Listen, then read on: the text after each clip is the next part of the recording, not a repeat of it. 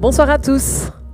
Bienvenue à tous et merci d'être si nombreux ce soir pour cette conférence organisée en partenariat avec de nombreuses structures que nous allons vous citer très rapidement. Donc moi je m'appelle Héloïse, je suis en charge du business développement de la Grand Poste et j'ai la chance ce soir de modérer cette conférence avec non pas un collègue de la Grand Poste mais un partenaire très proche puisque c'est Georges Lowereys qui est responsable de la RTBF Academy, donc très proche de notre écosystème et presque voisin, Georges. Bonjour Héloïse, oui, presque voisin. Hein. L'RTBF Academy est plus à Bruxelles qu'à Liège, mais on a quand même des bureaux de formation à Liège.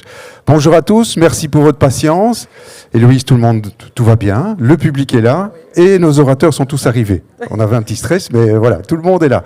Merci d'être présents ce soir pour cette 3e conférence qu'on organise en partenariat avec la Grand Poste, l'RTBF Academy, le MIL de l'UCL, l'ULiège et Liège Créative aussi. C'est la 3e conférence. Pour ceux qui étaient déjà là aux 2 précédentes, et je sais qu'il y en a, je les reconnais, on essaye de faire des moments assez dynamiques, assez riches. Donc vous allez avoir 3 présentations assez courtes avec des petits moments de questions-réponses. Et puis on terminera par un point de vue un peu plus long, celui de François Gemène qui vient de nous rejoindre et qui, je suis sûr, va pouvoir rebondir sur tout ce qu'il aura entendu précédemment.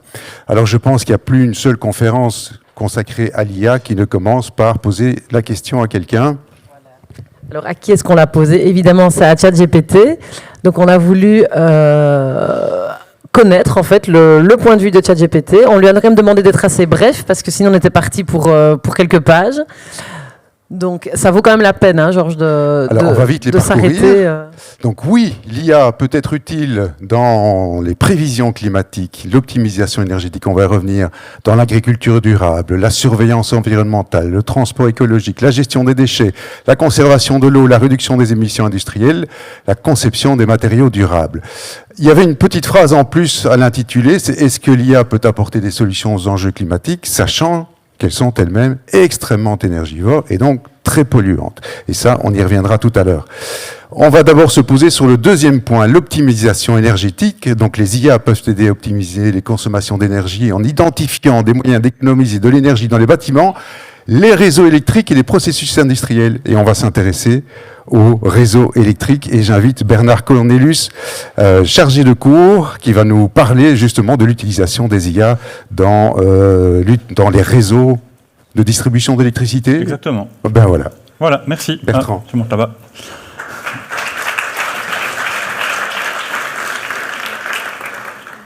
Bonsoir à tout le monde et merci de m'accueillir. Donc, en effet, je suis chargé de cours à l'Université de Liège, je m'occupe de réseau électrique.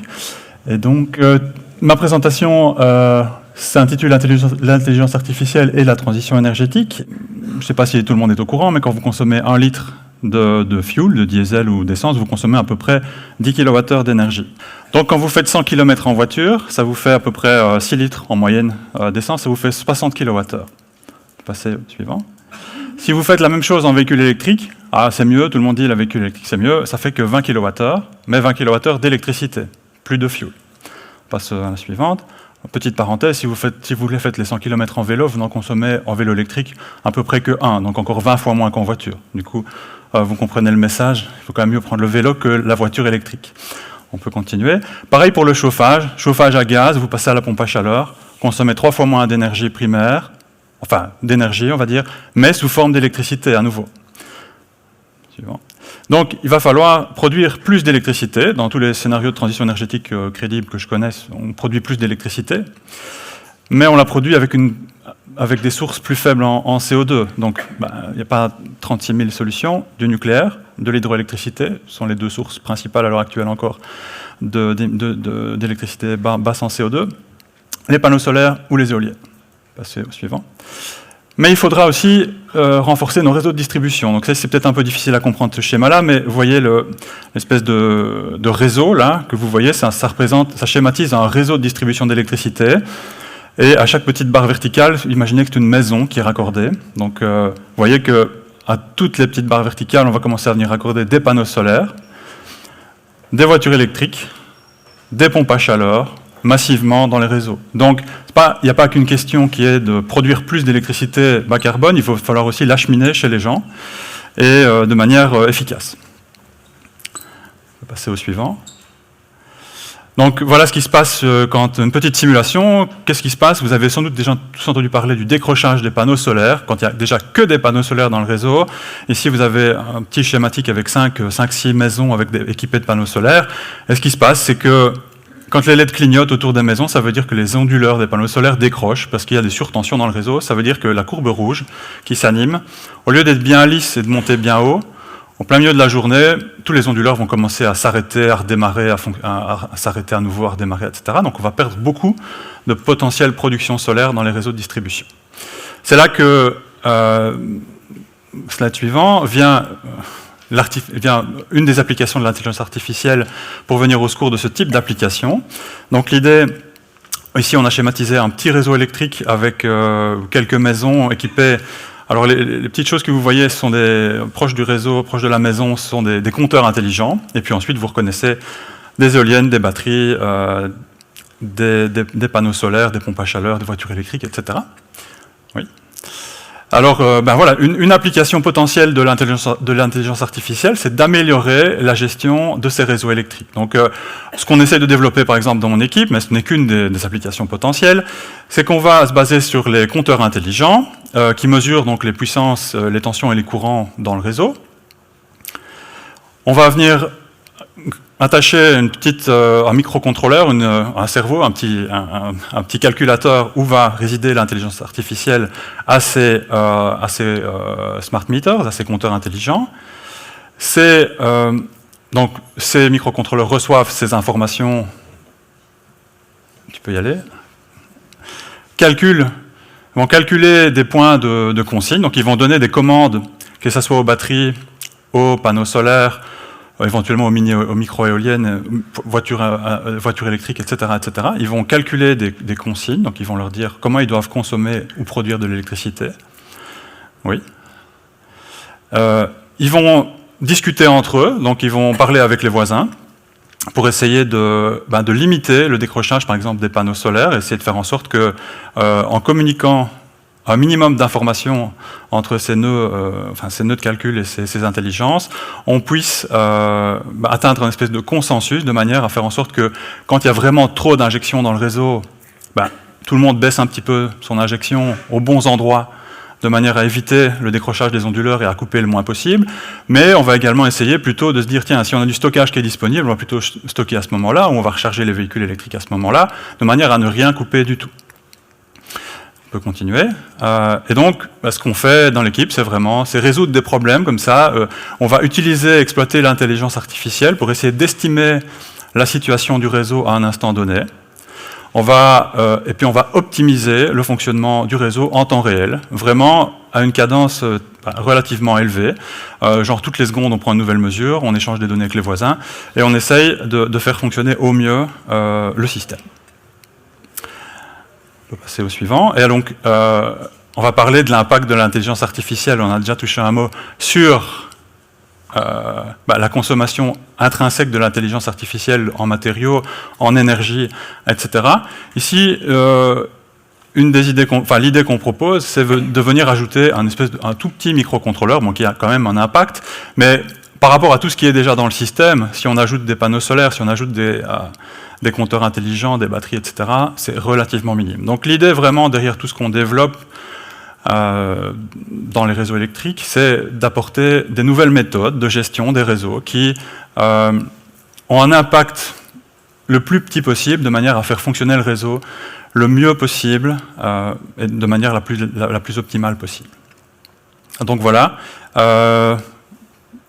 Je pense que j'ai essayé de faire court. Donc évidemment, tout ce que je vous ai présenté là-bas, c'est pas le résultat. C'est très court, mais c'est le résultat d'un travail avec l'ensemble de mon équipe. Donc je les remercie à travers ce slide. Et voilà pour moi. J'ai fait vite. Merci beaucoup, Bertrand. Alors Héloïse, le moment des questions-réponses avec un petit truc. Ben voilà, en fait, vous le savez, on a l'habitude de permettre au public d'échanger. On va donner la possibilité à 2 personnes de poser des questions, parce que pour le reste, vous avez un peu l'habitude maintenant, on prolongera la soirée autour d'un verre au Food Market après la conférence pour continuer les échanges. Mais donc là, si 2 personnes ont envie de prendre la parole, qu'elles n'hésitent pas, sachant que nous avons une petite subtilité aujourd'hui, c'est qu'on va utiliser ce cube, le cube qui a été, c'est une catchbox qui a été conçue par Etilux, et en fait c'est un petit micro qui est incorporé au cube, donc pour éviter de monter dans cet auditoire blindé, je vais le lancer à celui qui pose la question. Il faut être un petit peu attentif, hein. Donc, est-ce que quelqu'un a une question ? Qui a une question ? Le temps que vous leviez la main, moi je vais poser une question à Bertrand. Bertrand, on est toujours dans le domaine de la... non, moi j'ai le micro. On est toujours dans le domaine de la recherche. Oui. Est-ce que vous avez pu estimer le gain de perte d'électricité que vous pourriez gagner avec votre système ? Alors oui, on a quand même écrit des articles qui quantifient ça. Bon, c'est très difficile de le chiffrer de manière totalement globale. N'empêche que je pense qu'on peut gagner quand même, à mon avis, sur la production des panneaux solaires, on va gagner quand même quelques pourcents de production, de l'ordre d'une dizaine de pourcents, je pense. Ok. Une question pour qu'on puisse tester notre cube ? Même si c'est une question, levez la main, hein. Il faut qu'on joue un peu. En attendant, j'ai une autre question, alors qui est moins de l'ordre technique, mais peut-être plus philosophique. Je suis un grand marcheur. Le week-end dernier, je marchais dans une très belle région et j'ai vu une maison individuelle couverte, mais je pense, de 45 panneaux. Ouais. Et je me suis dit, mais là, est-ce que ça a du sens ? Parce que lui, il doit faire sauter les onduleurs du quartier, alors que peut-être qu'il n'utilise pas cette électricité pour une habitation simple. Est-ce qu'il ne faudrait pas arriver à un moment à un système où on peut installer un nombre de panneaux solaires correspondant à l'activité ou la consommation électrique que l'on en fait ? Oui, très bonne question. Donc, c'est déjà plus ou moins quand même ce qu'on essaie de faire, si ce n'est que, comme vous le savez, on compte sur une année encore à l'heure actuelle. Donc on peut produire beaucoup en été pour consommer en hiver. Donc on dimensionne quand même normalement son installation par rapport à ce qu'on consomme. Le problème, c'est qu'on ne produit pas au moment où on consomme. On produit énormément en été et peu en hiver. Maintenant, il y a des nouveaux modèles de marché, enfin des nouveaux modèles d'organisation des réseaux électriques, ce qu'on appelle des communautés d'énergie, je ne sais pas si vous avez déjà entendu parler de ça, qui visent à essayer d'harmoniser, de rendre les choses un peu plus harmonieuses pour qu'on essaye d'optimiser un petit peu mieux dans les réseaux comment les gens investissent, pour utiliser des surfaces qui sont peut-être inexploitées, là où les gens n'ont pas besoin d'électricité pour mettre plus de panneaux, et puis voilà. Donc, c'est une question complexe. Ok. On a quand même 2 questions. Oui. J'ai amorcé la pompe avec 2 questions. Ah voilà, il y a un candidat au cube. Il y a un monsieur ici, comme ça on commence gentiment. Vous êtes prêts ? Pas vu. Voilà. C'est pas la Coupe du Monde de rugby, mais bonsoir. Donc merci pour la présentation très intéressante. J'imagine que la puissance de l'intelligence artificielle va surtout se déployer quand on va multiplier le nombre d'équipements qui rentrent en jeu, donc tous les électroménagers, tout ce qui est demande individuelle qui va pouvoir être optimisé. Donc ça, est-ce que c'est compris dans les 10% que vous évoquiez ? Et alors, deuxième peut-être volet à ma question, c'est quel est, selon vous, un calendrier crédible de déploiement de ces technologies vers le grand public ? Est-ce que c'est dans 2 ans, 10 ans, 30 ans enfin... Excellente question. Donc, premièrement, quand j'ai parlé de 10%, je parlais uniquement des panneaux solaires, donc de la perte de production des panneaux solaires. C'est ça qu'on a évalué jusqu'à présent. Donc, je ne parlais pas du reste. Oui, pour que ça devienne intéressant, il faut plus d'équipements, mais ça arrive maintenant. Les véhicules électriques, les pompes à chaleur, il y en a vraiment de plus en plus. Donc, maintenant, c'est partout. Donc, je pense que les techniques qu'on propose de développer, par exemple, elles ne font que s'ajouter à l'existant. Donc ce qu'elles nécessitent essentiellement, c'est qu'on mette au point, qu'on affine ces méthodes. Et le gros problème, c'est les normes. C'est-à-dire qu'il faut arriver à standardiser, à normaliser ces choses-là. Donc il va falloir des protocoles de communication avec les équipements, ou il va falloir contourner ce genre de choses si on n'y arrive pas dans un premier temps. Donc ça va mettre un peu de temps à se mettre en place, mais en théorie, tout est là. Je veux dire, tous les équipements matériel, tout est là, tout est disponible. Il n'y a pas besoin de faire des grandes découvertes, des grandes percées technologiques pour y arriver. Calendrier, difficile à dire. Moi, j'espère 5-10 ans. Vous pouvez tenter un lancer. Attention à la caméra. On peut faire passer aussi par des intervenants. Bravo. Il y a Amandine. Bonjour. Bonjour. Merci pour cette présentation. Moi, je me pose une question. Donc, moi, je pour mettre le contexte, je travaille un peu aussi sur le même genre de sujet que vous. Et c'est un peu une question que je me pose et une question qui m'est pas mal posée aussi. Donc je voudrais votre avis. Ouais. Dans ce cadre de réseautage d'énergie, on envisage éventuellement donc, de charger des voitures quand il y a du soleil, de faire aller des pompes à chaleur et des assets quand il y a des productions. Mais il est vrai que quand on a une voiture électrique, souvent on s'en sert notamment pour aller au travail. Et donc notamment quand on n'est pas là, il y a de la production et on voudrait charger notre voiture alors qu'on n'est pas là. Il existe aussi le V2G, donc la possibilité de redistribuer l'énergie de sa voiture dans la maison. Mais encore une fois, pour pouvoir l'utiliser, il faut être là. Et les pompes à chaleur qui sont fort performantes, une fois que l'eau est chaude. Et pendant la nuit, on doit maintenir quand même la température des ballons parce que se permettre de repasser d'un état très bas à un état très haut, c'est inenvisageable. Je comprends votre question. Donc en gros, vous dites on peut pas. Il n'y aura pas une flexibilité illimitée. Les voitures, elles seront là à certains moments, à d'autres moments, elles ne seront pas là. Les pompes à chaleur, elles ne vont pas consommer tout le temps non plus quand on le veut. Ça, c'est tout à fait vrai. Donc, néanmoins, les pompes à chaleur, ce qui est bien, c'est que les pompes à chaleur, elles vont consommer plutôt en hiver. Bon, là où la production électrique sera plus faible, mais donc ça ne sera pas trop difficile d'absorber la production électrique en hiver avec les pompes à chaleur. Donc, il n'y aura pas de problème d'un point de vue surproduction, mais il y aura potentiellement des gros problèmes au niveau de la surconsommation, parce qu'il y a des études qui montrent, par exemple, que la pointe de consommation à 19h en hiver, elle fait x3. Quand on inclut simplement des pompes à chaleur, c'était au Royaume-Uni que j'avais lu cette étude, donc ça fait x3. Donc ça voudrait dire qu'il faudrait quasiment tripler la taille des câbles qu'on met dans les rues pour y arriver. Et puis les voitures, oui, les voitures, après ce qu'on développe, ça peut s'appliquer dans les entreprises, ça peut s'appliquer partout.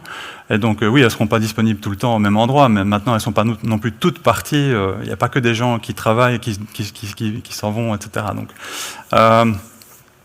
comme je disais, il y a aussi cette notion de communauté d'énergie qui commence à apparaître, et de partage d'énergie avec ses voisins, etc., qui peut être une solution pour répondre à ces problèmes. Merci beaucoup Bertrand, je propose qu'on l'applaudisse encore une fois. Je suis désolée, ce sera pour après. Vous pouvez le garder jusqu'à la question suivante. Voilà, alors, merci beaucoup Bertrand. Donc on arrive au case numéro 2 et pour ce faire, nous allons découvrir une start-up qui s'est posé la question de comment en fait lier les technologies aux enjeux climatiques, et leur réflexion, leur travail les a menés à créer un outil qui permet aux entreprises de réaliser leur évaluation ESG. Et donc pour en parler, j'appelle Franck Laurent qui va nous présenter la société Wequity.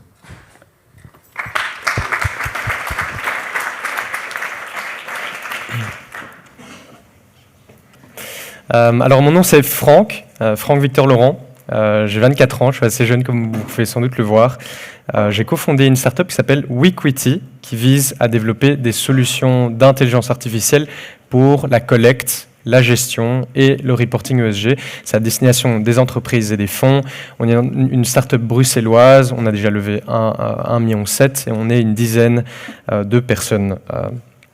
Alors, avant de rentrer dans le sujet des données ESG, je tiens à vous préciser que mon objectif ici n'est pas du tout de vous vendre les données ESG comme la solution ultime pour la transition climatique. C'est plutôt l'idée ici, c'est plutôt de vous montrer un exemple, un cas concret de la manière de combiner l'intelligence artificielle avec des données ESG pour développer des solutions qui permettent de mesurer de manière relativement objective les performances non financières d'une entreprise.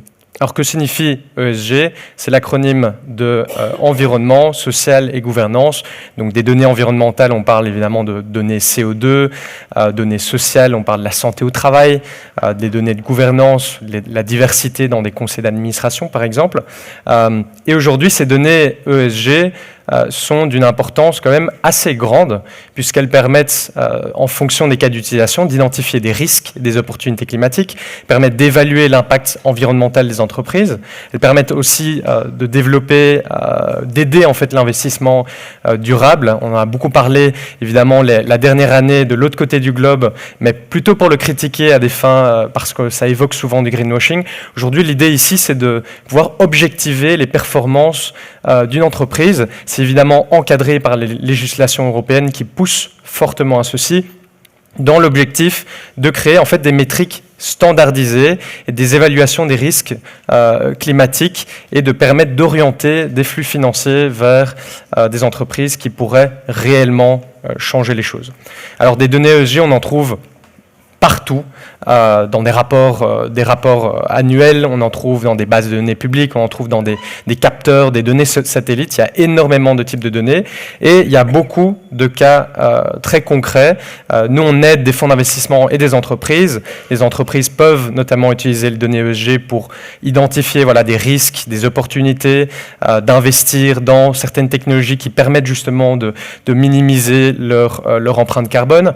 Des fonds d'investissement avec qui notamment on a travaillé utilisent aussi ceci pour collecter des informations, entrer évidemment en conformité avec certaines réglementations, mais également pouvoir en fait évaluer la durabilité de leur portefeuille pour des fins qui sont diverses.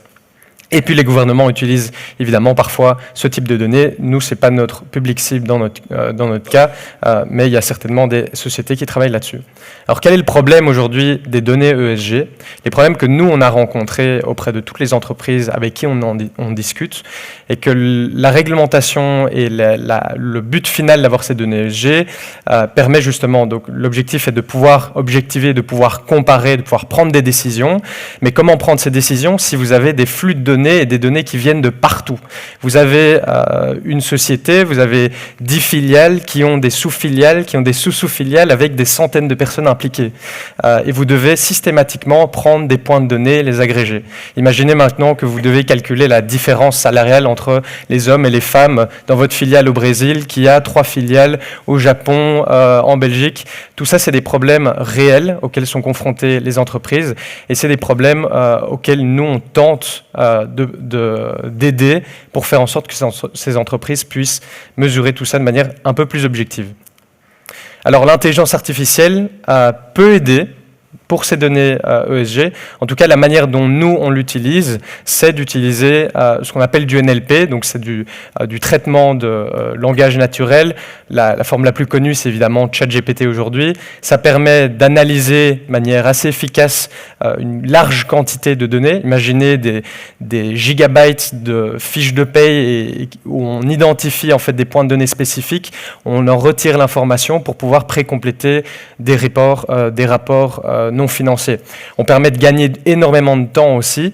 On parle de 50% de gains pour certaines entreprises, ce qui représente des investissements quand même assez grands pour des entreprises qui parfois en fait jettent l'éponge parce qu'elles n'ont plus le temps ni les moyens. Certaines des entreprises avec qui on a travaillé ont des équipes de 20-30 personnes et c'est pas encore suffisant pour pouvoir faire tout le travail minimum qui est requis par la réglementation. Ça permet dans certains cas aussi d'avoir une gestion plus proactive de certains risques avec une surveillance en temps réel. Mais ça, aujourd'hui, c'est vraiment pour les entreprises qui sont les plus avancées sur le sujet. Alors, notre cas est vraiment un cas très très spécifique, très très niche. On aide des entreprises dans des phases de due diligence, mais on aide aussi dans des phases de reporting ESG. Donc imaginez, aujourd'hui, chaque année, votre entreprise doit faire un bilan financier. Certaines entreprises aujourd'hui doivent faire un bilan non financier. Et donc on les aide à faire tout ce processus de la collecte d'informations jusqu'au reporting ESG en lui-même.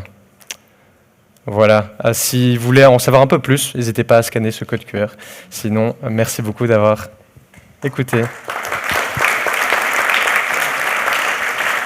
Merci beaucoup, Franck, Victor. Alors, moi j'ai une question, mais j'imagine qu'il y en a d'autres. Est-ce que quelqu'un a une petite question dans le public? Ah oui, je dois me positionner là, c'est ça qu'on m'a dit. Voilà.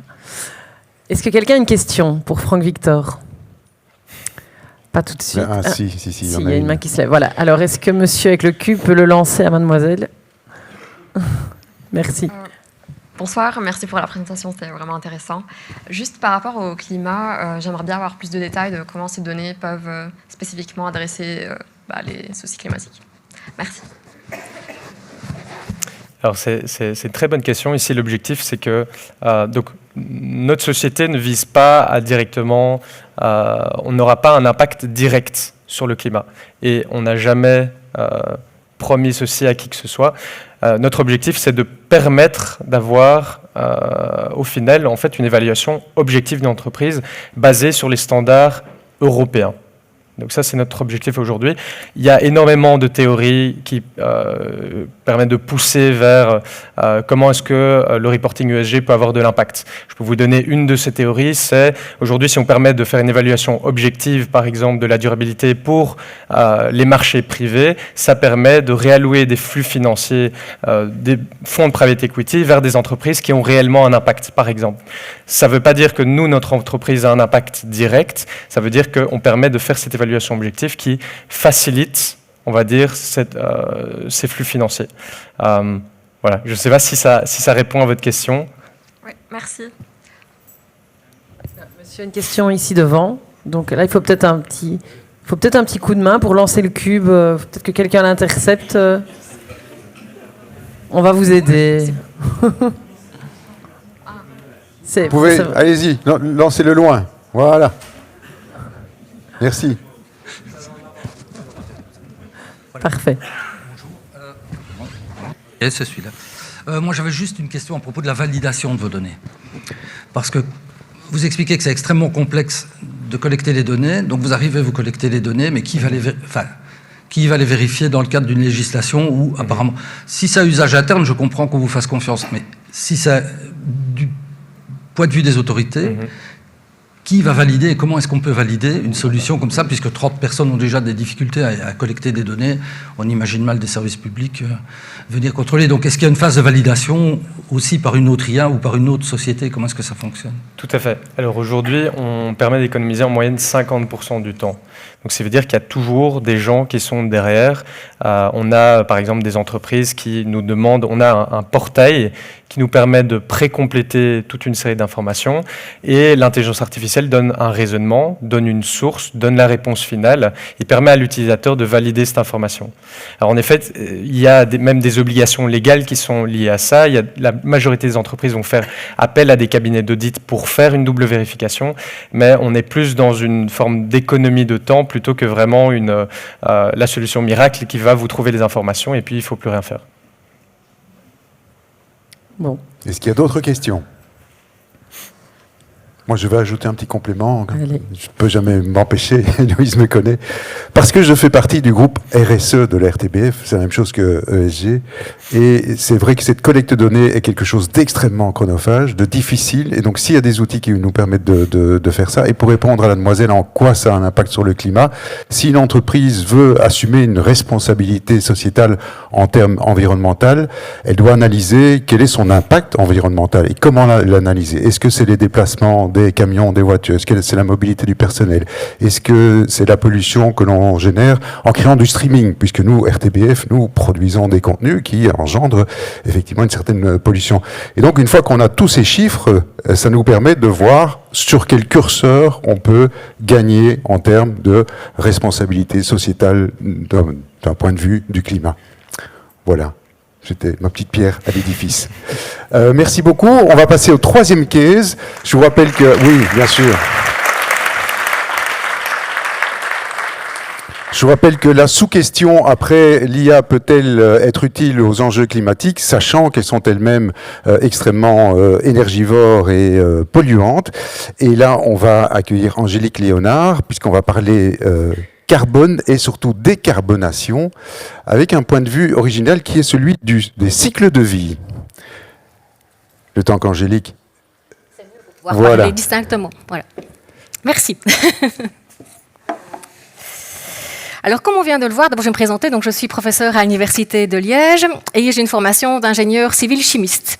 Et donc, dans mon groupe, il y a une quinzaine de chercheurs qui travaillent à essayer d'évaluer de manière quantitative l'impact environnemental de produits, de processus industriels en collaboration avec des entreprises ou dans le cadre de projets de recherche-développement.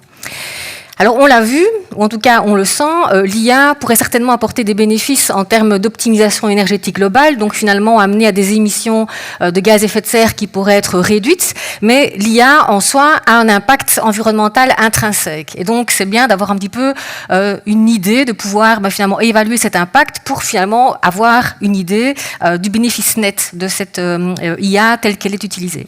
Alors, évidemment, moi, je ne suis pas une spécialiste de l'évaluation de l'impact de l'IA, mais fort heureusement, elle existe liste de publications de collègues qui ont travaillé dans ce domaine. Et l'Agence internationale de l'énergie, de manière assez fréquente, compile ces informations pour essayer d'arriver à des chiffres globaux. Et donc récemment, pour 2002, ce que l'IEA a annoncé, c'est qu'on peut considérer que tout ce qui est, ce qu'on appelle en anglais les data centers, donc les centres de données, là où vous allez avoir le stockage des données numériques, etc., ont consommé pour l'année 2002 de 240 à 340 TWh d'électricité. Donc en gros, c'est 3 fois et demi ce que la Belgique a consommé sur la même année, et ça correspond entre 1 à 1,3% d'électricité utilisée dans le monde. Alors si on veut traduire ça en émissions de CO2 équivalent, et j'insiste sur ce terme équivalent, ça correspond à environ 300 millions de tonnes pour l'année 2020, donc les données sont un petit peu décalées. Alors à côté de ça, évidemment, ça ne correspond qu'à une seule partie du système, ce sont les centres de données. Vous avez également des chercheurs qui ont essayé d'utiliser d'autres techniques, de développer ce qu'ils ont appelé des outils de carbone tracker, donc vraiment d'arriver à comptabiliser les émissions de CO2 équivalentes dans le cadre notamment des outils utilisés dans le cadre de l'intelligence artificielle, tout ce qui est deep learning. Et donc notamment, il y a un outil qui s'appelle Carbon Tracker développé par des collègues danois qui ont essayé d'évaluer typiquement l'impact environnemental de modèles ou d'outils tels que ChatGPT. Alors ça avait été fait à l'époque de la version précédente et même l'RTBF l'avait relayé et donc les chercheurs avaient estimé que lorsque l'on avait un cycle d'apprentissage de ce modèle, ça équivalait pour une seule session d'entraînement à l'équivalent de la consommation énergétique à l'époque de 126 foyers danois. Évidemment, tout dépend de la consommation au Danemark, mais ça vous donne un petit peu une idée des chiffres tels qu'ils avaient été calculés.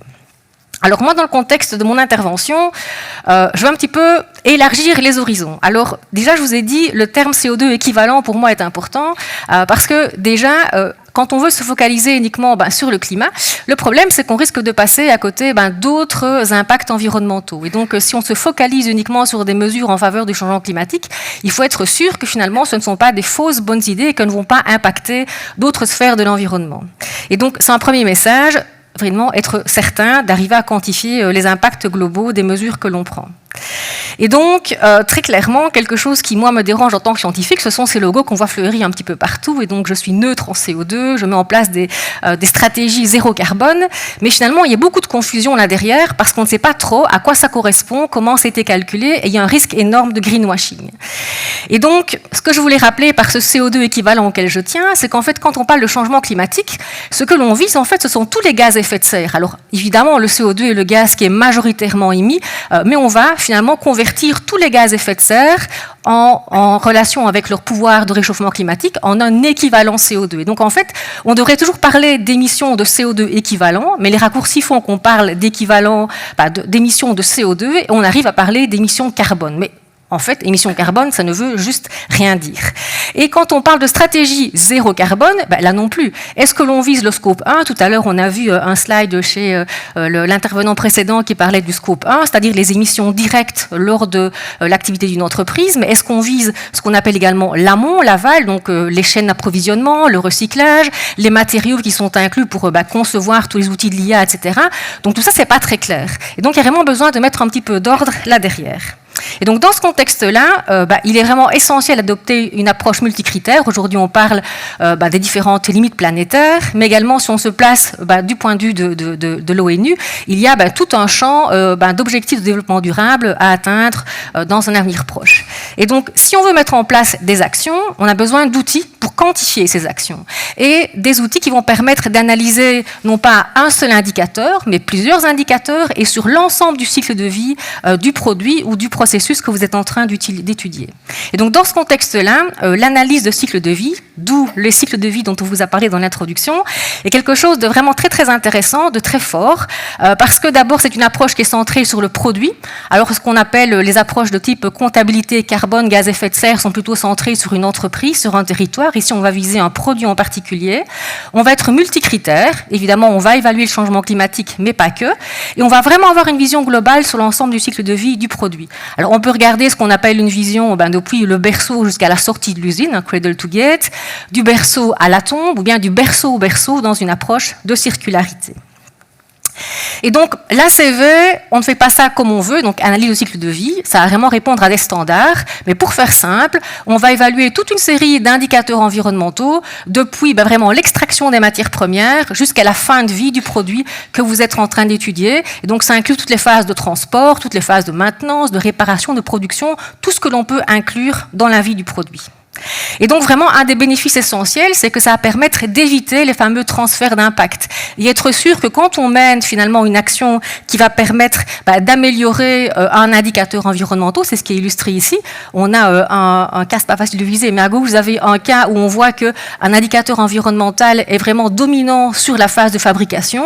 Imaginons que les ingénieurs arrivent à mettre en place des modifications du processus de fabrication qui permettent de réduire l'indicateur en question. Si dans le même temps, on consomme plus de matières premières et que l'impact du recyclage est plus important, quelque part, on a perdu. Parce que globalement, on n'aura pas réduit tous les indicateurs, tout l'impact environnemental du processus. Et donc, vraiment, cet outil, dans ce contexte-là, permet d'être quantitatif, mais surtout d'éviter ce qu'on appelle les fausses bonnes idées pour le climat. Et donc, je vais vous illustrer ça dans un cas en particulier.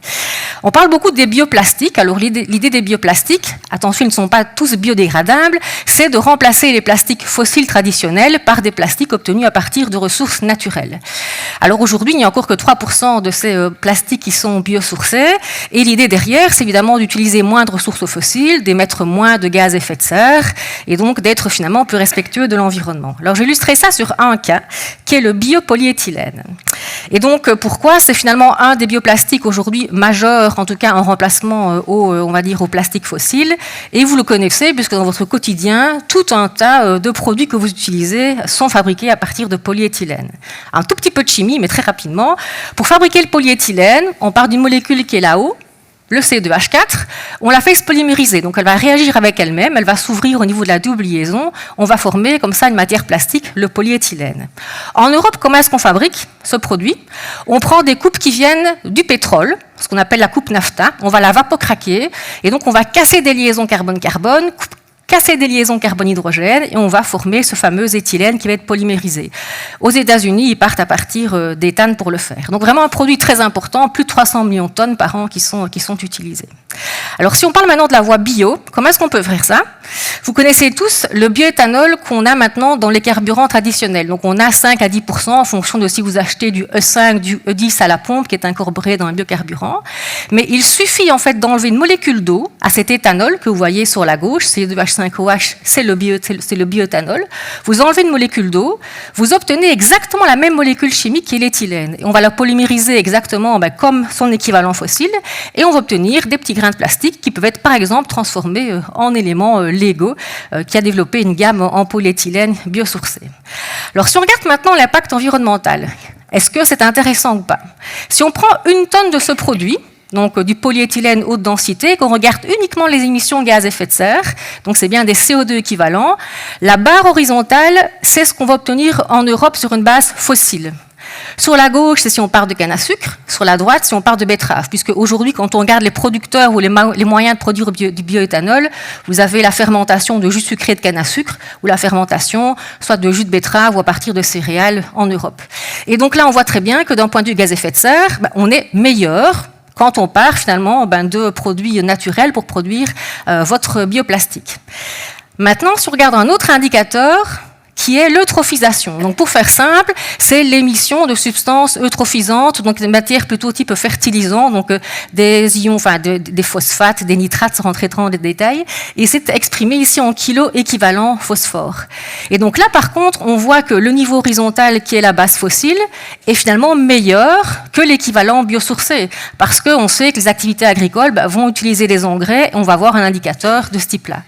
Et donc, c'est là que c'est compliqué, parce que où est-ce qu'on veut mettre le curseur? Est-ce qu'on préfère agir pour le changement climatique ou agir globalement et ne pas impacter la nature d'un point de vue eutrophisation? Mais il y a encore une autre difficulté, c'est que imaginez que tout d'un coup on veuille forcer le développement des bioplastiques, mais qu'on recourt à finalement du bioéthanol qui vient de plus en plus du Brésil et qu'on force l'augmentation de la production. Qu'est-ce qui risque de se produire? Si à un moment donné, on augmente les terrains occupés par la canne à sucre, là où il y avait auparavant des élevages, des pâturages, on va avoir les sols qui vont relarguer des stocks de carbone. Et donc, on va avoir finalement des émissions de CO2 équivalents complémentaires. Et imaginons le pire du pire, si les agriculteurs, là où on a pris leur champ pour mettre de la canne à sucre, s'ils veulent récupérer des terrains en allant déforester, eh ben là, on accélère encore le processus et on arrive dans certains cas aux données que vous voyez en vert qui vont induire en partie de la déforestation, soit à un niveau de 16% équivalent ou de 100% équivalent. Et dans ce cas-là, même sur l'indicateur changement climatique, on est même plus bon. Et donc, ça montre que parfois, si on veut pousser trop loin le curseur, d'un point de vue solution qu'on veut mettre en place, il faut bien être sûr et évaluer que finalement, ce que l'on propose n'est pas pire que bien pour l'environnement. Et donc, pour conclure, clairement, il faut quantifier les bénéfices nets de l'intelligence artificielle.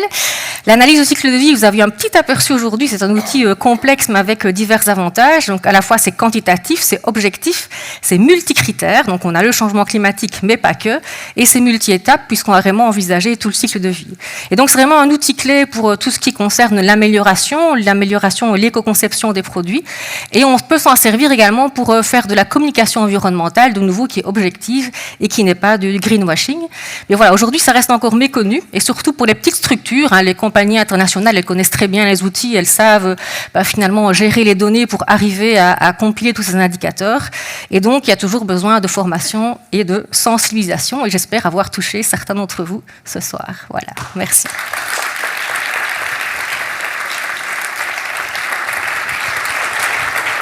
Angélique Léonard. Merci beaucoup, professeur. J'aime bien quand vous faites vos exposés et que vous dites pour faire simple. J'ai pensé la même chose, pour faire simple. Oh là. Okay. Mais donc, si j'ai bien compris, on a mal posé notre question en disant l'IA peut-elle être utile aux enjeux climatiques? On aurait dû être plus large. Il n'y a pas que les enjeux climatiques. En fait, ce serait réduire globalement l'impact environnemental des activités humaines. C'est un petit peu ça. Okay. En fait, oui. Est-ce qu'il y a des questions pour Angélique? Est-ce qu'il y a des étudiants de son cours qui sont dans la salle? Oui. Bon, Baptiste, il est sportif, il va rattraper le cube. Bonsoir et merci pour le petit reminder au niveau de la chimie, effectivement. Mais je ne suis plus étudiant depuis quelques années. Je pense qu'il y a quelques signes physiques qui le trahissent malheureusement. Effectivement, tout ça est très intéressant, mais la question que je me pose, c'est est-ce qu'au final, on n'en arrive pas à l'effet inverse? Parce que je suis un grand partisan de l'analyse du cycle de vie, je pense que c'est fantastique. Maintenant, moi, j'écoute ce discours qui est un cas particulier, on peut en trouver des centaines, on est bien d'accord. Mais moi, ma conclusion, c'est qu'on doit continuer à brûler du pétrole pour faire du plastique. Donc maintenant, au final, on est tous bien conscients qu'on doit arrêter, je pense qu'elle avait très bien dit, ça a été expliqué précédemment, on doit arrêter de brûler du pétrole, du gaz et tout ce qui va avec. La question ne se pose pas. Mais donc, au final, question est, est-ce que ce n'est pas un outil qui doit être utilisé pour valider la meilleure alternative non carbonée? Enfin, non, on est bien d'accord. Oui, on est bien d'accord. Mais c'est vraiment un outil qui permet justement de valider des choix dans l'idée, à chaque fois, de réduire l'impact environnemental associé à un produit, etc., ou à des gammes de produits. Mais très clairement, c'est rare d'avoir des solutions qui vont complètement dans le même sens et qui vont abaisser complètement tous les indicateurs environnementaux d'un coup. Donc, et on sait qu'à un moment donné, on doit faire des choix. Et si on reparle du cas en particulier ici des bioplastiques, c'est vrai qu'on peut aussi imaginer que si on met pas mal de fertilisants dans certains types de cultures, c'est pour augmenter les rendements. On pourrait peut-être aussi essayer de planter les plantes sucrières sur des terres un petit peu moins riches. Là, on va peut-être mettre moins d'intrants et avoir moins finalement de rendement, mais se permettre peut-être d'utiliser plus, avoir plus d'emprise au sol. Donc, il y a vraiment toute une question d'optimisation là derrière à trouver. Donc. Est-ce qu'il y a une autre question? Bertrand? Par ici. Je prends le micro. Dommage. Je fais vite. Donc j'imagine que pour répondre à la question d'aujourd'hui par rapport à l'intelligence artificielle, évaluer les émissions, en tout cas l'impact de l'intelligence artificielle, c'est relativement faisable. Par contre, les bénéfices, comment est-ce qu'on fait pour évaluer dans le cycle de vie? J'imagine qu'il faut inclure les bénéfices liés à l'intelligence artificielle. C'est très compliqué, il y a des effets positifs, il y a des effets très négatifs.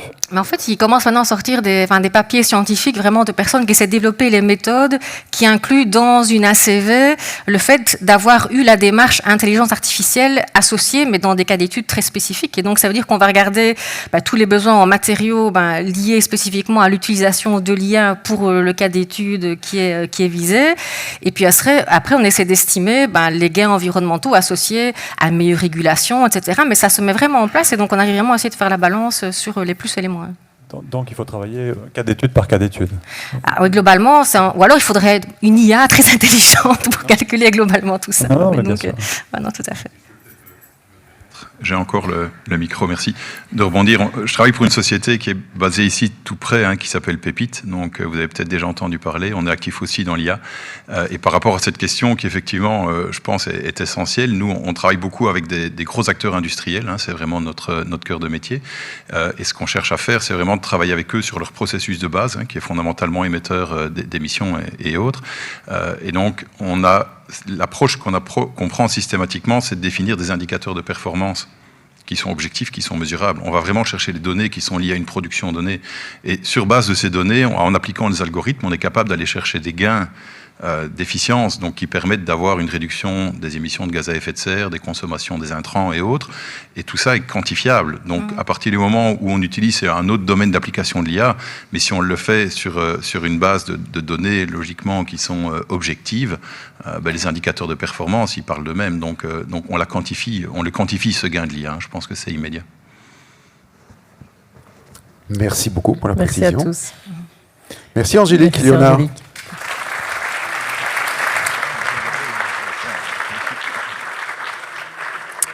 Alors voilà, on arrive au terme de cette conférence, mais avec encore une large intervention, celle de François Gemène, que vous connaissez probablement, vous l'avez peut-être entendu sur la première ou sur LN24. Alors je vais lire parce que il est spécialisé dans les questions de migration environnementale et climatique et dans les politiques d'adaptation au réchauffement climatique.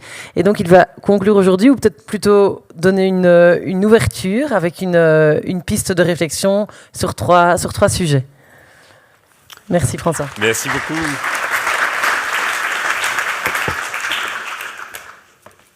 Merci beaucoup pour votre invitation ce soir. Alors, j'ai aucune prétention à conclure, évidemment, parce que il y a d'abord énormément de cas pratiques aujourd'hui d'utilisation de l'intelligence artificielle et j'ai aucune ambition de pouvoir apporter une conclusion aux 3 cas très intéressants qu'on a présentés ce soir. Mais je voudrais peut-être un peu ouvrir la réflexion, notamment à partir de ce que vous avez entendu. Une question qu'on me pose souvent, c'est de savoir si je suis optimiste ou pessimiste par rapport à nos chances d'atteindre les objectifs de l'accord de Paris. Et généralement, je réponds avec une pirouette rhétorique pour éviter de trahir mon état d'esprit du moment.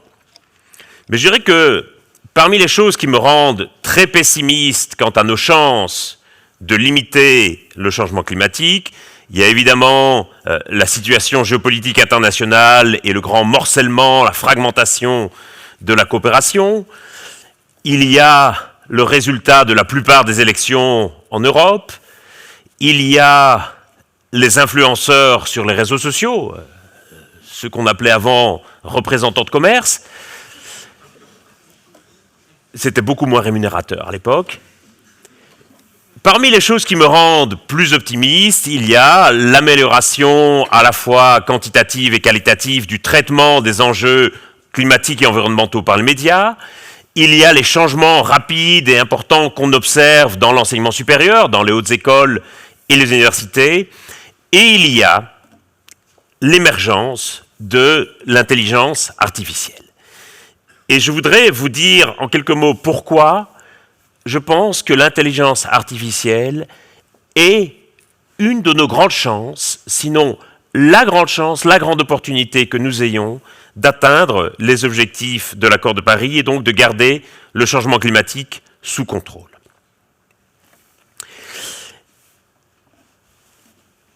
Le problème de la physique du climat, c'est qu'elle ne nous permet pas de faire l'expérience immédiate du résultat de nos actions. On le sait bien, il n'y a pas de lien immédiat entre les émissions de gaz à effet de serre que nous allons produire ce soir à Liège et les impacts du changement climatique qui toucheront Liège demain. Parce que ces impacts sont largement le résultat des émissions passées et accumulées dans l'atmosphère. C'est d'ailleurs ça qui provoque le ressentiment d'une partie de la jeunesse qui se rend compte qu'elle va subir de plein fouet les impacts du changement climatique et que ces impacts ne sont pas liés à ses propres émissions, mais à ceux de ses parents et grands-parents, des boomers. Et puis aussi, bien entendu, parce qu'il n'y a pas de lien direct en termes d'espace. Les impacts du changement climatique que subira Liège, que subira la Belgique, sont aussi le résultat des émissions produites à Lima, à Bangkok ou à Sao Paulo. Et de la même manière, les émissions que nous produisons à Liège ont un impact sur le climat de l'Afghanistan, du Soudan ou du Bangladesh. Et donc le problème que nous avons, c'est que avec le changement climatique, nous n'avons pas la possibilité de faire l'expérience concrète, immédiate, et je dirais même quasi sensorielle, du résultat de nos actions. Or, très souvent, pour pouvoir modifier le cours de nos actions, que nous soyons un individu, une société ou un gouvernement, nous avons besoin de pouvoir palper, voir, expérimenter le résultat de nos actions. Lorsque je fais passer un examen à mes étudiants, j'ai beau leur dire qu'il est très important pour leur avenir de ne pas tricher et de bien assimiler la matière, que s'ils trichent, ça veut dire qu'il y aura des lacunes dans leurs connaissances et que ces lacunes risquent de leur porter préjudice plus tard dans leur vie professionnelle, j'ai beau leur dire qu'il n'est pas dans leur intérêt de long terme de tricher, je fais quand même surveiller l'examen. Parce que, en tant qu'enseignant, il est très important pour moi d'offrir à mes étudiants la possibilité de faire l'expérience directe et sensorielle des conséquences d'une tricherie, c'est-à-dire une note de 0. Et je sais que si je n'offre pas cette possibilité à mes étudiants, ils risquent bien de tricher, ce qui ne sera pas dans leur intérêt de long terme. Et je crois que nous devons tous admettre que nous sommes, au fond, tous restés de grands étudiants. Et que nous avons besoin, pour agir, de trouver un intérêt à agir. L'année dernière, quelques jours après l'élection présidentielle française, avec ma femme et nos enfants, on est allé passer quelques jours en Normandie. Et là-bas, sur la plage, nos enfants avaient joué avec les enfants d'un autre couple, et nous avions naturellement sympathisé avec cet autre couple, enfin, naturellement. C'est pas parce que les enfants jouent ensemble que forcément vous êtes amis avec les parents. Hein. Nous avons tous des expériences malheureuses à la crèche ou à l'école. Bref, ceci pour dire que le fait est que, en l'occurrence, nous avions sympathisé avec cet autre couple, réalisé que nous étions dans le même hôtel, forcément c'était la plage en face de l'hôtel. Une chose en entraînant une autre, nous avions pris l'apéritif ensemble, puis nous avions soupé ensemble, et puisque nous étions en France, nous avons évidemment parlé de politique lors de ce souper. Et ce couple de nous révéler tout de go quel avait été leur vote lors de la dernière élection présidentielle. Ils avaient voté pour Yannick Jadot, le cordéier écologiste, et pour Emmanuel Macron. Mais pas du tout, parce que l'homme et la femme avaient des préférences politiques différentes. Ils étaient politiquement très alignés. Simplement, ils avaient fait un choix stratégique. Ils avaient considéré qu'en tant que couple, ils avaient droit à 2 votes, et donc ils avaient panaché leur vote. Au point qu'ils n'étaient plus tout à fait sûrs qui de l'homme ou de la femme avait voté Macron et qui avait voté Jadot. Et je leur dis, c'est quand même un peu curieux, parce que on ne peut pas dire que ces 2 candidats, aussi légitimes soient-ils, présentaient exactement le même programme à l'élection présidentielle. Et donc, qu'on hésite entre 2 candidats de gauche ou 2 candidats de droite, je peux l'entendre, mais entre Yannick Jadot et Emmanuel Macron, ça me paraissait quand même curieux. Et ils lui disent, oui, on a longtemps hésité, on était très tiraillés au moment de ce vote, Et il se trouve qu'on a des enfants, on est très inquiet par la planète qu'on leur laissera, on est très inquiet de l'état du climat, de la biodiversité. Et donc l'écologie, c'est une préoccupation très importante pour nous. Et donc il était très important pour nous de voter pour le candidat écologiste. Mais en même temps, on travaille tous les deux dans la banque et la finance, et donc il fallait bien qu'on veille aussi à protéger nos intérêts. Et donc on a aussi voté pour le candidat libéral. Et je leur dis, ben oui, le problème, c'est qu'on en est tous un peu là. Et que le dilemme qui les traversait, en réalité, me paraît très représentatif de l'écartèlement que nous éprouvons en tant que société. C'est-à-dire que quand on regarde les sondages d'opinion aujourd'hui, la majorité des gens se disent inquiets, voire très inquiets par le changement climatique. 85% des Européens le rangent au premier rang de leurs préoccupations et de leurs inquiétudes et des grands défis que l'Union européenne doit relever. Mais en même temps que nous sommes sensibles à cette cause, nous avons peur que l'action pour cette cause ne contrarie nos intérêts présents et immédiats. Et donc nous avons cette contradiction qui nous traverse en nous disant « je voudrais agir pour le climat », mais j'ai peur, si je le fais, de contrecarrer certains intérêts que j'ai pour le moment. Et je crois que c'est une raison qui explique largement que notre action en faveur du climat, aujourd'hui, soit largement insuffisante. Nous voyons encore volontiers le climat comme une cause à laquelle nous sommes sensibles, comme on peut être sensible au respect des droits humains ou à la faim dans le monde, mais pas comme quelque chose qui va mobiliser nos intérêts immédiat. Et c'est d'ailleurs la raison pour laquelle je pense qu'on fait une grave erreur dans la manière dont nous communiquons, et quand je dis nous, j'inclus les scientifiques dans le lot, dont nous communiquons autour des changements climatiques. C'est-à-dire que nous présentons toujours aux gens ce qu'il adviendrait si nous n'agissions pas. Et tous les scénarios, tous les rapports du GIEC, tous les travaux scientifiques et toute la communication autour de ces enjeux essaient de montrer aux gens ce qui se passerait, les catastrophes qui arriveraient s'ils n'agissaient pas. Ça ne marche pas, hein? Parce que je crois qu'en réalité, nous ne devons pas montrer aux gens ce qui arriverait s'ils n'agissaient pas, nous devons leur montrer ce qui arriverait s'ils agissaient. Et je pense que c'est un point absolument fondamental. Les gens réalisent bien que ce qui va leur arriver n'est pas directement, immédiatement lié aux actions qu'ils vont poser aujourd'hui et donc aux émissions qu'ils vont engendrer. Et pourtant, toute notre communication sur ce sujet est orientée autour de cela. Je pense qu'en réalité, si nous voulons déclencher une action qui soit à la hauteur de l'urgence et de la gravité de la situation, nous devons absolument insister sur l'intérêt que nous aurions à cette action. Et aujourd'hui, c'est tout le contraire qui se passe. Nous voyons l'action climatique comme une contrainte qui nous tombe dessus et à laquelle nous allons devoir nous plier bon gré mal gré, comme une liste infiniment longue d'efforts à entreprendre, de sacrifices à consentir, voire même de renoncements à accepter. C'est-à-dire une liste de choses dont personne n'a fondamentalement envie.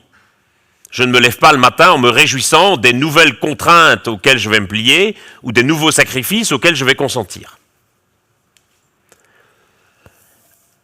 Et comme nous la voyons comme une contrainte, nous avons forcément tendance à en faire le moins possible. Et c'est même un sujet qui va nous diviser parce que nous avons toujours l'impression que l'effort est inégalement réparti et qu'il y a quelqu'un de plus responsable que nous qui devrait en faire davantage. Et pourquoi est-ce que nous voyons cela comme une contrainte? Parce que nous avons une vision à peu près nette du monde dans lequel nous ne voudrions pas vivre. C'est le monde qui est décrit par les rapports du GIEC, c'est un monde ravagé par les impacts du changement climatique, où la biodiversité aurait quasiment disparu. Et donc nous savons là où nous ne voulons pas aller. Mais par contre, nous n'avons pas de vision très nette et très claire du monde vers lequel nous voudrions aller. Et je pense que c'est cela qui nous empêche de convertir ce que nous voyons aujourd'hui comme une contrainte qui va nous diviser en un projet qui pourrait nous rassembler. Et je crois qu'on a parfois été naïf de penser que l'action écologique ou l'action pour le climat allait naturellement nous rassembler.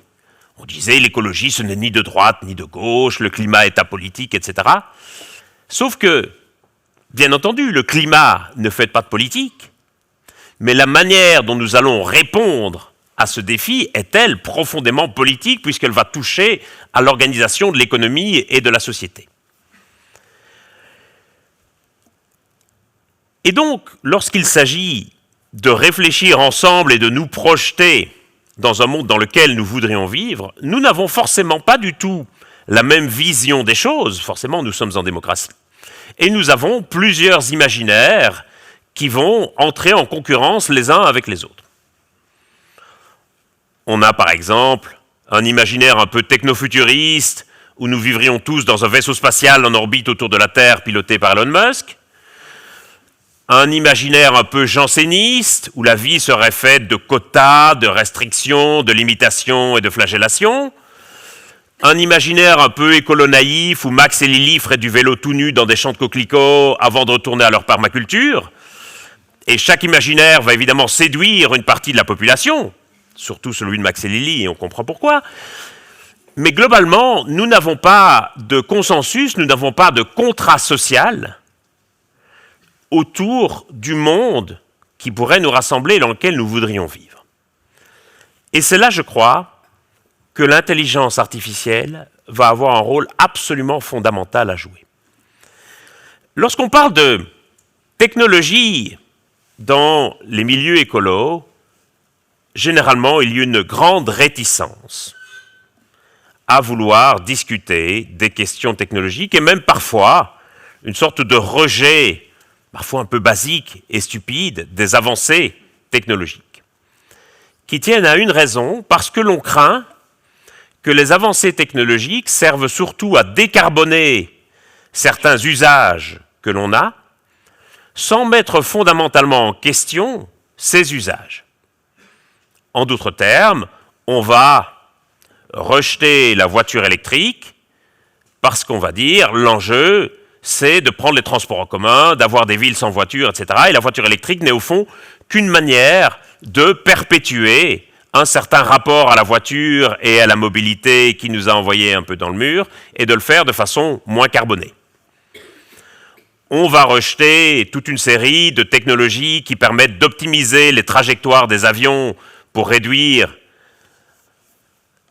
leur, j'allais dire empreinte carbone, mais pour réduire leur empreinte environnementale, parce qu'on va dire non, l'enjeu c'est de clouer les avions au sol et qu'il n'y ait plus d'avions et qu'on se transporte uniquement en train ou en bus et que les voyages en avion n'ont plus de raison d'être, et donc on va rejeter souvent en bloc ces technologies qui vont permettre une certaine forme de décarbonation des usages. Et souvent, quand on va envisager l'intelligence artificielle, on va le faire uniquement sous l'angle de la décarbonation des usages. On va avoir tel ou tel projet d'intelligence artificielle qui va permettre une meilleure régulation, et c'est celle que ChatGPT nous a montré tout à l'heure. Telle technologie d'intelligence artificielle qui va permettre une meilleure régulation des systèmes électriques, tel système d'intelligence artificielle qui va permettre une meilleure régulation du trafic. Et j'ai vu des trucs formidables, un truc d'optimisation des durées des feux rouges en fonction du trafic, de manière à limiter au maximum le temps que les voitures passaient immobilisées avec le moteur qui tournait, et donc une pollution inutile. Et il y a plein de choses absolument formidables que l'intelligence artificielle va pouvoir faire pour décarboner certains usages sans mettre en cause ces usages. Ce qui va provoquer une certaine forme de, soit de polémique ou de calcul coût-bénéfice raisonné, où on va se dire, certes, l'intelligence artificielle a une empreinte écologique considérable, mais permet de décarboner certains usages. Et donc, globalement, qu'est-ce qui est le mieux? Est-ce que l'empreinte de l'intelligence artificielle vaut le coup via les usages qu'elle permet de décarboner. Et tout ça est absolument utile. Et bien sûr, je pense que nous allons en avoir besoin. Mais là où je pense nous sommes trop réducteurs par rapport au potentiel de la technologie et au potentiel de l'intelligence artificielle, c'est que je crois aussi qu'elle a la capacité de nous permettre d'inventer, d'imaginer d'autres usages, et donc en quelque sorte d'autres manières d'habiter la Terre. Et que donc la critique qui est traditionnellement faite à la technologie, qui est de décarboner les usages, mais sans questionner les usages eux-mêmes, en réalité, avec l'intelligence artificielle, pourrait se trouver annihilée parce que l'intelligence artificielle a aussi la capacité de nous faire imaginer d'autres usages, imaginer d'autres manières de produire et de consommer des biens et des services, et d'imaginer, au fond, d'autres manières d'habiter la Terre. Ma conviction, c'est que nous ne parviendrons à atteindre les objectifs de l'accord de Paris et donc à réussir la transition écologique que si nous parvenons à montrer aux gens pourquoi ils y ont intérêt. Et le gros avantage, je crois, de l'intelligence artificielle, ça va être de montrer concrètement aux gens pourquoi il est possible et comment il est possible de se déplacer autrement, de s'alimenter autrement, voire, je dirais, d'habiter la Terre autrement. Je vous donne un simple exemple de cela. Je suis en ce moment en train de travailler avec une compagnie de transport sur un type d'application qui utilise l'intelligence artificielle et qui permet d'optimiser les trajectoires et les horaires des bus. Et l'idée, c'est que, alors qu'aujourd'hui, pour prendre le bus, vous allez vous diriger vers un arrêt de bus, attendre que le bus passe, monter dans le bus et choisir l'arrêt qui vous dépose au plus près de votre destination, désormais, vous allez pouvoir commander le bus sur votre téléphone, le bus va venir vous chercher chez vous, et le bus va vous emmener exactement jusqu'au point que vous voulez rejoindre en vous disant exactement à quel horaire vous serez à ce point. Et vous allez me dire, c'est plus un bus, c'est un taxi. Sauf que le véhicule qui vous transporte va transporter plusieurs personnes et va en réalité, en analysant et en computant les différentes demandes de trajet, va calculer un itinéraire optimisé qui permettra à un maximum de gens d'atteindre leur point de destination de façon optimisée et de la façon la plus rapide et la plus efficace possible, sans qu'ils ne doivent conduire eux-mêmes et avec la possibilité qu'offrira un bus de faire des choses que vous ne pouvez pas faire dans un taxi. Par exemple, de manger, par exemple, de travailler, de boire un verre et ce genre de choses. Et donc, si on va même à l'étage d'après, si on imagine que ce bus puisse circuler demain de façon autonome grâce à l'intelligence artificielle, ça veut dire que le conducteur du bus, en fait, ne s'occupe plus de conduire le bus, mais devient comme un steward dans des avions, charge pour lui de distribuer des plateaux repas, etc., etc. Ça devient une sorte d'accompagnateur de trajet. Pourquoi est-ce que ce type d'application d'intelligence artificielle peut nous révolutionner les usages? Parce qu'en fait, ça permet pas de décarboner véritablement les bus ou les taxis, ça nous permet d'envisager d'autres façons de nous transporter et ça permet d'envisager le transport collectif d'une façon complètement différente. Et bien entendu, quand on regarde quels sont aujourd'hui les freins à l'utilisation du transport collectif, il y a évidemment les retards, le fait qu'il faut se déplacer jusqu'à l'arrêt de bus, le fait qu'il faut attendre, le fait que parfois on n'a pas de place assise, que c'est inconfortable. Enfin, vous connaissez tous, autant que moi et surtout à Liège, les inconvénients à se déplacer en bus. Et donc, ce type d'application de l'intelligence artificielle nous permet en réalité d'inventer d'autres usages. Nous allons pouvoir montrer aux gens pourquoi concrètement ils ont intérêt à l'action climatique et à quoi concrètement peut ressembler ce monde et cette économie décarbonée. Et c'est à mon avis la manière dont nous allons pouvoir transformer ce qui nous apparaît aujourd'hui comme une contrainte qui va nous diviser et par rapport à laquelle on va vouloir en faire le moins possible, en un projet qui pourrait nous rassembler et pour lequel, par nature, on va essayer d'en faire le plus possible parce que c'est quelque chose dont nous aurons envie, vers lequel nous voudrons aller. Et je suis convaincu que l'intelligence artificielle a un grand rôle à jouer dans cette transformation. Merci beaucoup.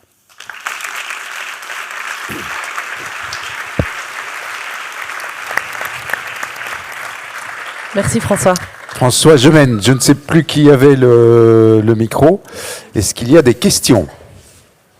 En attendant la première question, je vais reposer la question à ChatGPT autrement. Donc, je vais lui demander comment transformer la contrainte des enjeux climatiques en une proposition engageante pour tout le monde. Je pense que celui qui écrira le bon prompt, il aura gagné. Mais il va être difficile à écrire, celui-là. Je ne sais pas où est le micro. Voilà. Donc, si je résume votre position, peut-être que je caricature un peu, mais vous me corrigerez.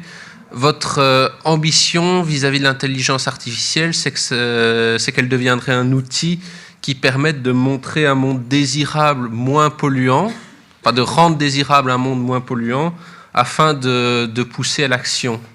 On peut le dire comme ça, oui. Je pourrais vous rejoindre, mais le problème que j'ai, c'est que je suis un peu pessimiste vis-à-vis de ça, parce que dans notre façon actuelle de produire des ressources et des richesses, notre façon impérialiste d'extraire de la cassitérite au Nord Kivu, de l'uranium au Nigeria, etc., etc., c'est un mode de production qui produit des horreurs, de la pauvreté, de la mortalité infantile, des mauvaises conditions de travail, etc. Et c'est des choses dont, je pense, une grande majorité d'entre nous avons conscience. Et pourtant, ça ne suscite pas plus d'indignation ou d'effroi que ça. Donc, comment est-ce qu'on espère que donner envie aux gens de moins polluer, alors qu'ils ne mesurent même pas déjà l'impact effroyable de leur pollution? Je suis complètement d'accord avec vous. D'abord parce que si je prends d'abord nos émissions de gaz à effet de serre, ce sont souvent des émissions qui sont cachées pour la plupart des gens, notamment parce que le coût environnemental de la production des biens et services ne se retrouve pas du tout dans le prix de ces biens et services. Et c'est tout l'enjeu d'une taxe carbone, c'est d'intégrer ce qu'on appelle les externalités négatives, qui soient environnementales, mais aussi potentiellement sociales, en termes de droits humains, etc., dans le prix des biens et des services.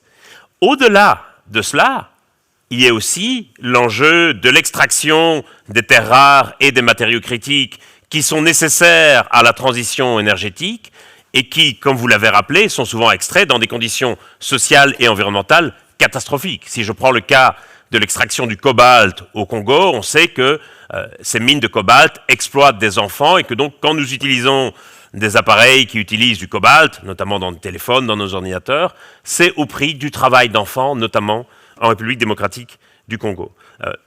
Je pense qu'il y a pour ça un véritable enjeu à relocaliser en Europe toute une série de mines.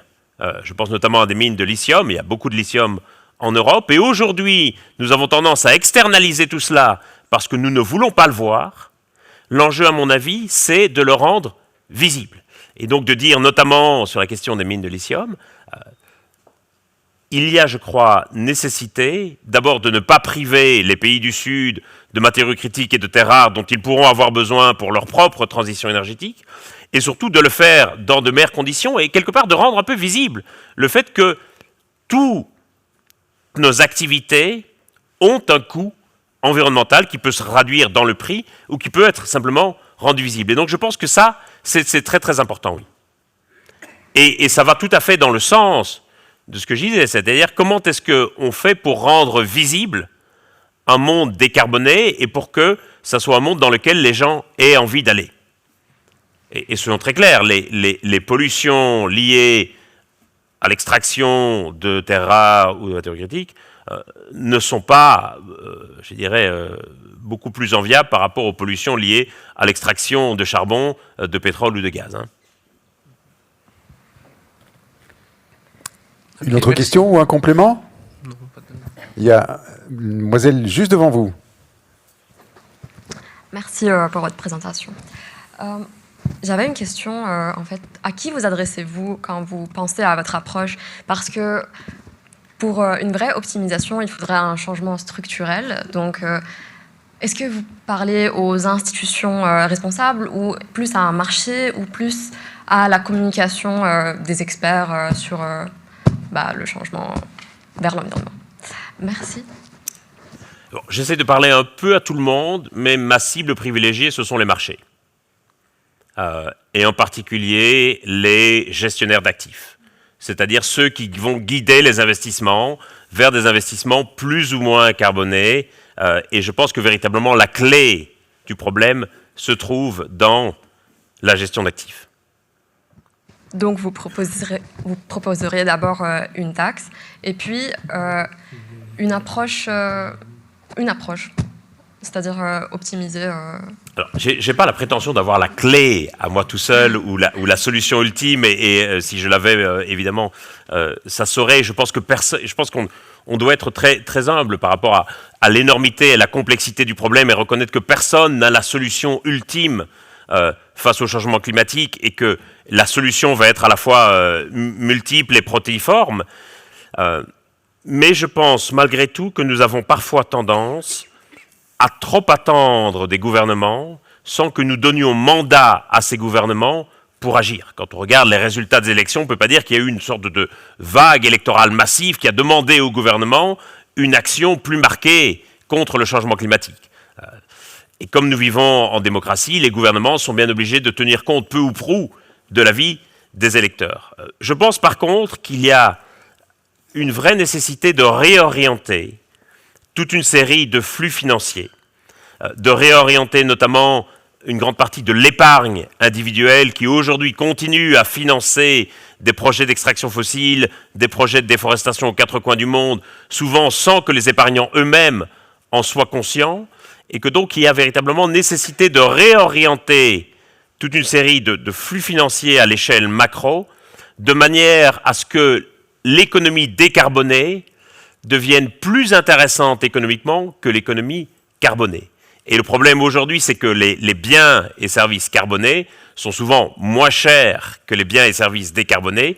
Et donc, on continue à s'y accrocher parce que, d'abord, ça va générer énormément de profits et parce que ça va être moins cher pour les gens. Et l'enjeu, véritablement, je pense, c'est de réorienter toute une série de flux pour faire émerger une économie décarbonée qui soit plus intéressante d'un point de vue économique. Et là encore, je pense que l'intelligence artificielle peut aider à cette réorientation des flux. Merci. Une autre question? Juste devant vous, merci. Merci pour votre présentation. Je n'ai pas la prétention de dire que je suis expert en IA du tout, mais si j'ai bien compris le principe, c'est un peu comme nous, quand on a inventé la plupart des trucs, on se base sur des choses qu'on observe, on reproduit notamment pour les matières hydrophobes, etc., sur des nénuphars. Mais du coup, l'IA, si j'ai bien compris, elle n'est pas capable d'inventer, elle se base sur des bases de données, des entraînements qui font qu'elle va pouvoir conceptualiser des trucs existants, les mettre en relation, mais ça m'embête un peu la conclusion de fin, où vous dites l'IA va imaginer des solutions, c'est plus nous qui allons imaginer. Si vous avez raison, c'est nous qui allons imaginer, mais toute une série de choses que nous pouvons imaginer et que nous ne pouvions pas mettre en pratique concrètement, je pense que l'intelligence artificielle va le permettre bien davantage et que toute une série de modes d'habitation de la Terre qui étaient un peu utopiques vont pouvoir devenir réalité parce que l'intelligence artificielle va trouver des manières de mettre ça en œuvre concrètement. Donc l'intelligence artificielle comme outil. Comme outil. Et à la condition, c'est une condition très importante, que cette intelligence artificielle soit partagée à l'échelle du monde et ne soit pas réservée à une élite dans les pays industrialisés. Alors pour le moment, le problème, c'est que nous avons tendance à investir dans la technologie pour décarboner nos propres usages en nous tracassant au fond assez peu des usages des autres et donc de l'accessibilité de cette technologie par d'autres. Mais ça reste une technologie, aussi intelligente soit-elle. Est-ce qu'il y a encore des candidats aux questions? Oui, monsieur ici devant. Vous allez devoir récupérer le micro et je vais demander à tout le monde de se retourner pour la réception. Merci. Bonsoir. Tout ce que j'ai entendu à cette soirée est des plus intéressants. Maintenant, je vous pose une question relative à votre question. L'intelligence artificielle peut-elle venir en aide aux enjeux climatiques ? À lire cet intitulé, j'ai pensé que l'intérêt de la soirée consistait à découvrir quels sont de nouveaux moyens ou de nouvelles pistes dans ce domaine précis. Or, selon mon jugement, on comprend que l'intelligence artificielle est extrêmement utile, mais elle est utile dans tous les domaines. Vous auriez dit, peut-elle venir en aide aux enjeux de l'agriculture, aux enjeux de la métallurgie, aux enjeux spatiaux, aux enjeux démographiques, aux enjeux des populations, etc., etc. D'où ma question, pourquoi aux enjeux climatiques ? Alors, merci pour votre question.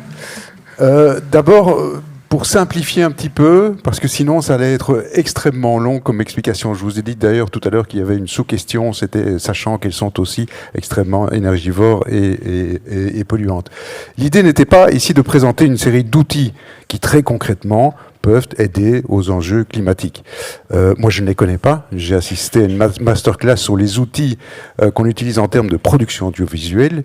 Je peux vous dire que c'est infini. Vous sortez de là avec une tête qui explose parce que ces outils, chaque jour, il y en a qui sortent. Je pense qu'il n'aurait pas été fort utile de vous montrer tous ces outils, mais de prendre un petit peu plus de hauteur, et cette question qui peut-être est un peu générale, est-ce que globalement l'intelligence artificielle peut amener quelque chose dans la réflexion sur les enjeux climatiques ? Et avait pour objectif effectivement d'ouvrir la discussion, d'apprendre, parce qu'il y a beaucoup de choses qu'on a apprises quand même ce soir, et de permettre d'échanger aussi, mais sans effectivement, on n'imaginait pas donner une réponse binaire à cette question. Mais on retiendra l'idée d'organiser d'autres conférences sur l'intelligence artificielle avec des focus sur d'autres thématiques, évidemment. Merci Paul. Merci à tous. Merci monsieur. Et du coup, vous me rendez le micro.